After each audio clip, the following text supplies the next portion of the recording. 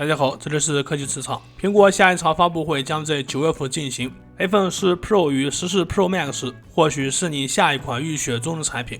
那么好，我们今天这一次带来了相关的泄露信息。来自总线泄露源称，随着 iPhone 14系列带来了 iOS 16系统后，其中加入一项功能，即是息屏显示。这对于安卓用户来说，并不是什么新鲜事，但事实上，苹果为 iPhone 引入了该功能，还是首次。据了解，与安卓之间最大的区别大同小异，具体也就是为锁屏中显示独立的小部件，如天气时钟、日历、通知等功能，或者也可以自定义。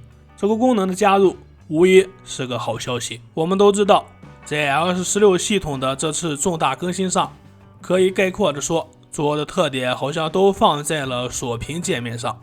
那么息屏显示的这个功能一定也大受欢迎。你可能还不知道， iPhone 至今发布以来，13 Pro 与13 Pro Max 是首次使用了 Promotion 自适应刷新率技术的屏幕。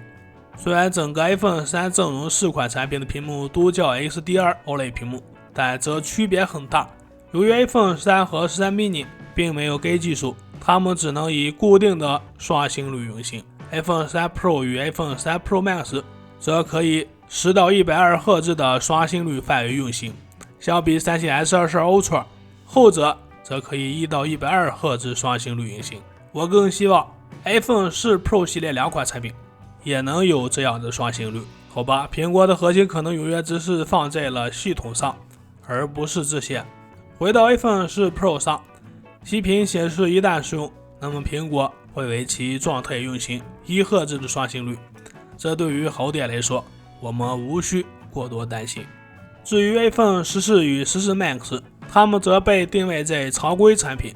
这两款机型在之前我们也获得到了信息，它仍然配备有 OLED 的屏幕，刷新率会由6赫兹提升至120赫兹。iPhone 13在2021年还在继续使用6赫兹刷新率，确实很可悲，但相比在今年确实是改进的，我想必定会受大家追捧。并且新的爆料还描述，这块屏幕极大可能性也有来自京东方屏幕供货，其中苹果最近通过了京东方 OLED 面板认证，数量大概再有500万片，但据称大量面板更多来源则主要还是三星屏幕与 LG 屏幕。而相对于顶级的 iPhone 14 Pro 与14 Pro Max， 它们的屏幕仍然是由三星主导供货。最后，关于今年 iPhone 14阵容产品的价格，大家也别期望会更便宜，只能是更贵。依照多数分析师预测， iPhone 14、14 Max、14 Pro、14 Pro Max 的价格会以799、899、1099、1199美元上市。